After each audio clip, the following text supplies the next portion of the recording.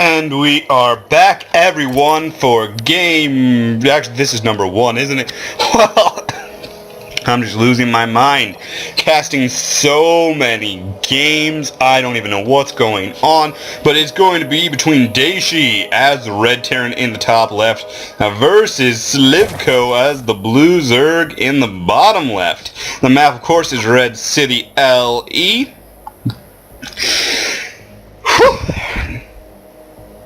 Wow. So I have been casting and watching games all day long. I was actually just like, was it an hour ago? I don't know how long ago it was. I was watching Huskies Imba League with all units having stim. Now that was insane.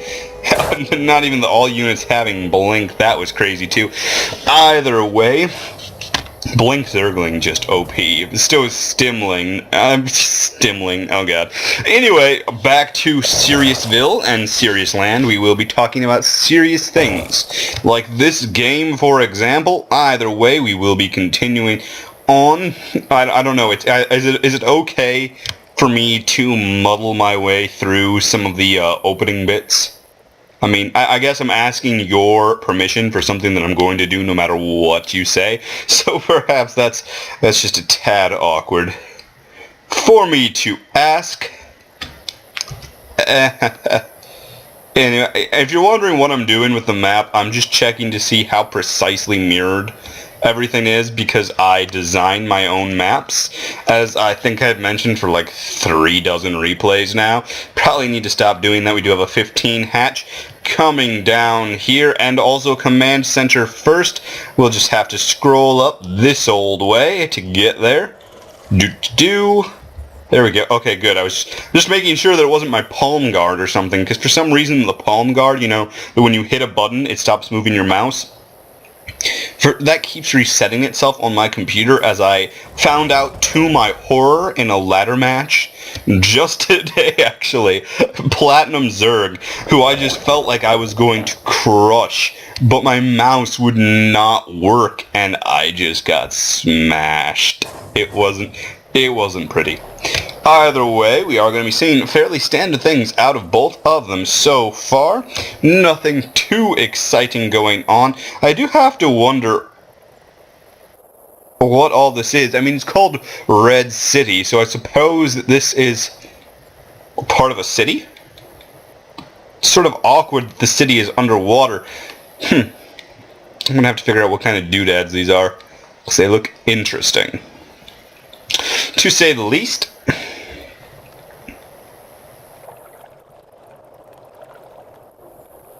Indeed they are. Okay, enough silence, enough of that. We are seeing the orbital commands come up for Dayshi. Ugh. Okay. Gotta refocus myself. Jeez, do not know what is wrong with me. These games have been so exciting that now when it's not exciting, I just can't do anything. We are seeing the factory come down. Probably will be seeing the Hellions come out then. Not really a surprise. I feel like ZVT is the longest match to really get going, or rather it's, well, basically, you know, it's sort of a slower matchup when you're like, oh, he went command center first instead of barracks then command center.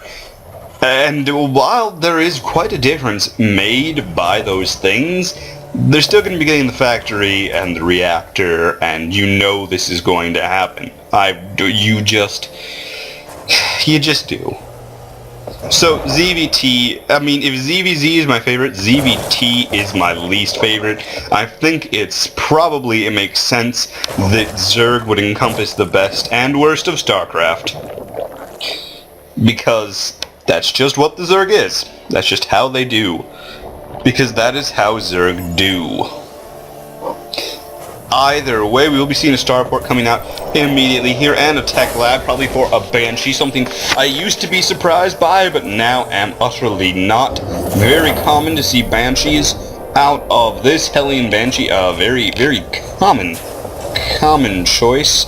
The question will be whether we'll be seeing how many Banshees, basically. Any more than 1 or 2 would be sort of an indication of something a little more major, but I doubt we will. Those Hellions are going to be moving out across the map. Of course, there's always the question of how much damage they will be able to do. Obviously, this is sort of being a 2-base roach play from Slivko here. We are not seeing a third base or any indication of a third coming out, but we are seeing roaches and Gilio reconstruct. There's the Nidus network coming down. We are looking at Nidus play. We saw this used to great effect against Huck, and then again we had an Overlord over here able to spot a Nidus into the dark areas on the map. What will we be seeing out of Slivko? Remember, for this to work, the Nidus does not necessarily have to be inside his... Oh god. I just realized where he might put it. I don't think Dayshi can see that area. He cannot. So he's going to have to be very careful here all of a sudden, as there might be a Nidus coming down at any time. On the other hand, the Banshee is out. We'll be making quite a difference. We are getting Banshee number 2. Makes sense versus this high roach count. We are seeing the Nidus will come down inside the main base. Can he see it? Our forces are under attack. He does now, and he will be taking it down. That instant reaction, that will fall, is not going to make it out. The Nidus dies. We are seeing another Nidus come down there, though. If at first you don't succeed, Nidus again. And what's that? The Banshee could just possibly be scouting that out. Is he going to go up there? Oh, and the Queens and the Roaches are now inside the wall off. It is doom and gloom. All of a sudden, he needs to use his Queens to defend that Nidus from if he plans to go on and keep this up. Question is, how much of this can he do? As there are Widowmines and Banshees and Hellions and SCVs. I feel like he cannot really keep this up. There goes the Transfuse down. More Roaches entering the fray. One Queen goes down. One Banshee goes down. But there's SCVs killing the Queen and the Roaches. And another Queen enters the fray. So maybe not as good. No, that Queen decides to retreat. It is a lost cause. And the Nidus Swarm does indeed collapse. That battle was won by Dayshi, but always, as I say, at what cost? We will find out here shortly. Workers killed 19. Wow. That is more than enough to make that worth it if he can survive this pushback. Obviously, those Banshees are going to be a lot of trouble. They do have quite the attack. They're backlash rockets. On the other hand, these Roaches moving out. Now, who is this going to favor if this becomes a base trade? I feel like Dayshi has the advantage because of the Widowmines, if nothing else. And the wall-off, of course, going to be very useful. He will lose a lot, but it will not be a base trade. These units are going to rush back to defend. Slivko catching this at just the right time. That will, of course, not yet be canceled. But what is he going to do? I almost feel like he should have ran up here and tried to get that, but that wouldn't really help him too much. That Widowmine does get a hit off, it seems, getting 1 kill on the recruit Rhythm? Ruh-roh. God, I don't even know what I'm saying. Either way, we still have Banshees, or Roaches. Those are not Banshees. If that was the... if Zerg could make Banshees, that would be crazy. But these Roaches are going to be doing a lot of damage, but there's a tank out. Do they snipe the tank down? That would just be too good to believe. And indeed it was. The tank does survive. The tank, of course, will be providing that extra degree of protection that Dayshi really needs right now. I swear I speak English. I really do. I swear. Nevertheless, how much will it matter with this Spire on the way? This battle really is just beginning for Dayshi, who's going to have to go uphill from here. That tank, of course, doing some damage. That Marauder getting a little ambitious there. Luckily, does get pulled back, because, I mean, look at that. It's like, yeah, that's right. I'm 1 shot away from death. I think I'm going to go and engage the enemy. Yeah, that makes sense, Marauder. You do that. Kaboom, baby. Now, we are going to watch some Gosu Banshee Micro, but he has to get out of there. That static defense. Do not mess around. Why do they have so much frickin' HP? It's crazy. I mean, they do. Look at that. 400 HP, and it heals. I mean, that is just indeed crazy. Nevertheless, the Banshee is going to have to move on home. We do have a couple of roaches moving out here, taking that watchtower. We're going to be supporting this group over here. The question is whether or not they can do anything with that. That force there is definitely more than enough to defeat both of these roaches combined. That Banshee is going to be shooting at them as they run away, not able to escape from the air. Or are they? Because the Banshee only has 2.75 movement speed. Roaches, of course, have 3 with the upgrade. I think that... Does that really make sense lore-wise? That the Banshee is slower than a roach? Oh my god, roaches on creep. That is so OP! No, it's not OP. Well, these muralists inside the main base going to be giving Dayshi a headache. The question is whether or not he can even come back from this. Or, I mean, he has lost so many workers! He has lost... Oh god, we're just going to keep this up for a while. 55, we'll see, 56... This is just insane. Slivko just on the attack. One thing after another. Dayshi just cannot really keep this up, I don't think. Slivko is, of course, not taking all that many bases himself, but he does have a base advantage over his opponent, which, of course, will be very useful for him, and there goes down his 4th, which he will, of course, need if he wants to keep this up, and the 3rd finally down for Dayshi. The only question is whether or not he can keep it. I mean, look, these mutas are going to be moving in. I wonder if they'll be scared off by that missile turret. They certainly have enough there to defeat it, should they want to. Focusing it down will come at a cost. Notice that it has way less health than that, and of course those SCVs react quickly, but not quickly enough. It's too late. Muta's going to be taking this one to lane. Mining time, definitely. Maybe taking out the orbital command all by themselves. We do have Marines going to be stimming over there. There's not enough Marines, though. They do manage to scare the Mutas away only for a little bit until the Mutas realize there's only a few Marines. Oh, but all of a sudden, Dayshi's in the main base.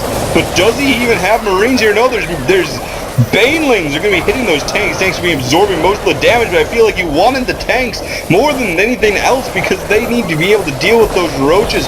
We have the Mutalists going to be flying back across. Remember, they do, of course, happen to put this away now at the 64 kill mark. Oh my god, remember the Mutalists do have that 4 movement speed. They will be able to get here shortly, and they will probably be able to clean this up, starting with that tank who is just going to be removed from play. There it goes, and the Banshee may just be next.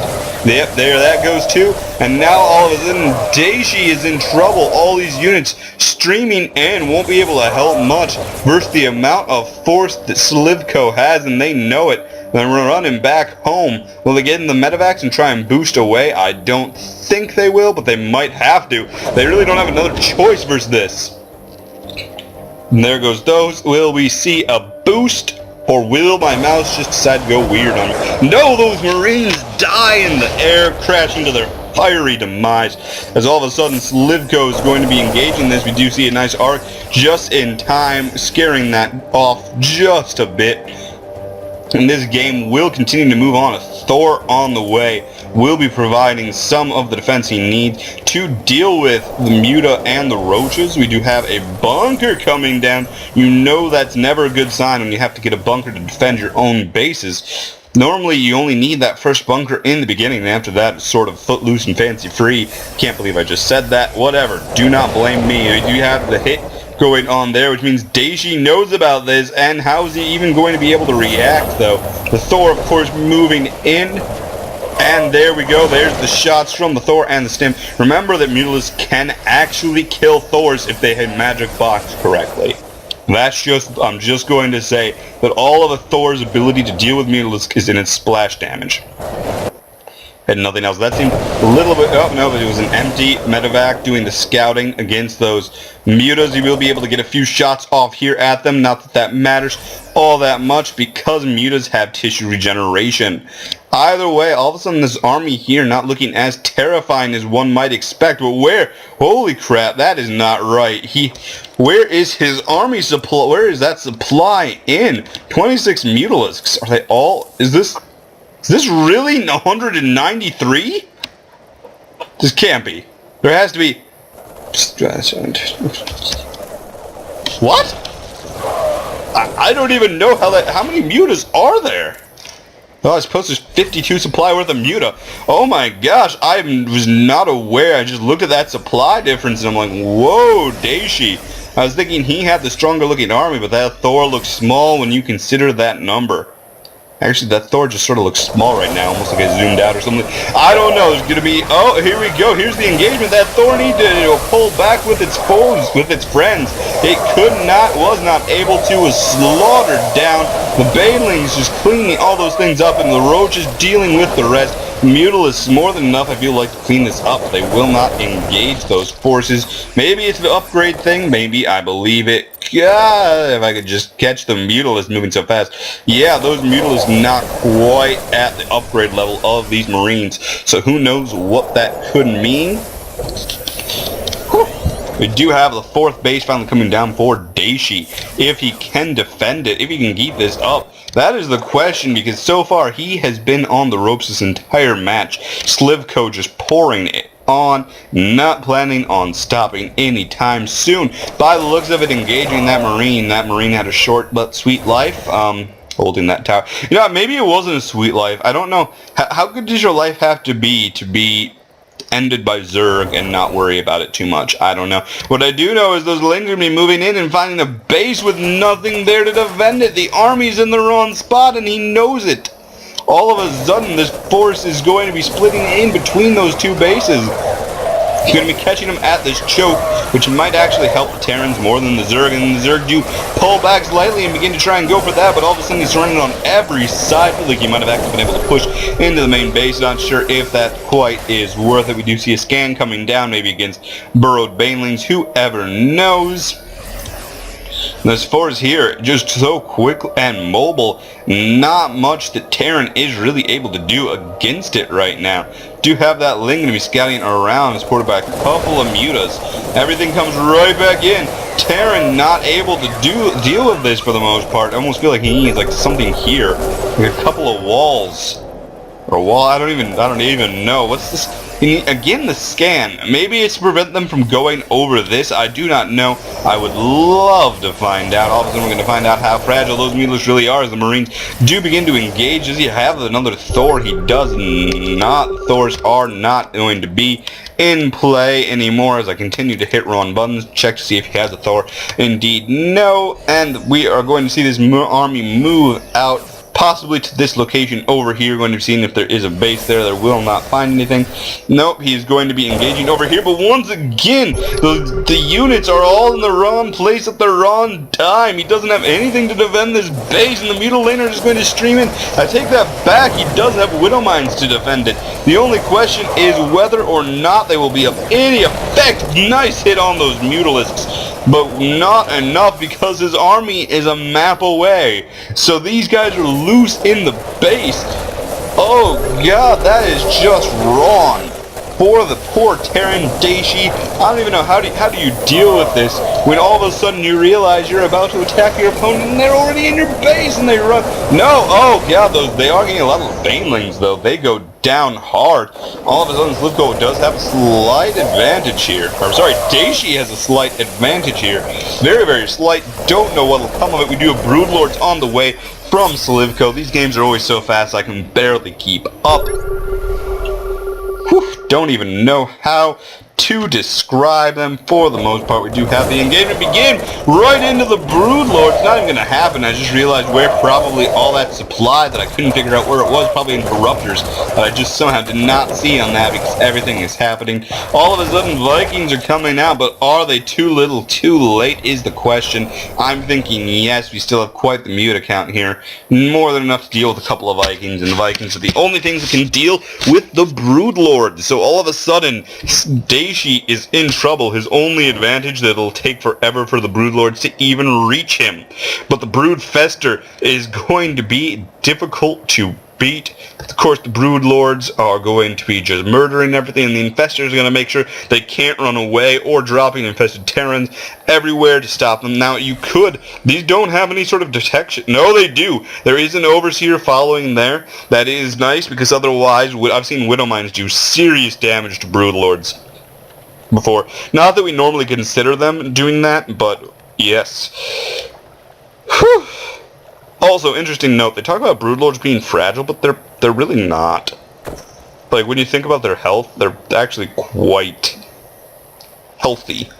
Let's just put it that way. Either way, we do have these units ready here, and an arc all of a sudden going to be... Did it just... I wonder if a medevac will attempt to heal it. Changelings only have 1 health, I think.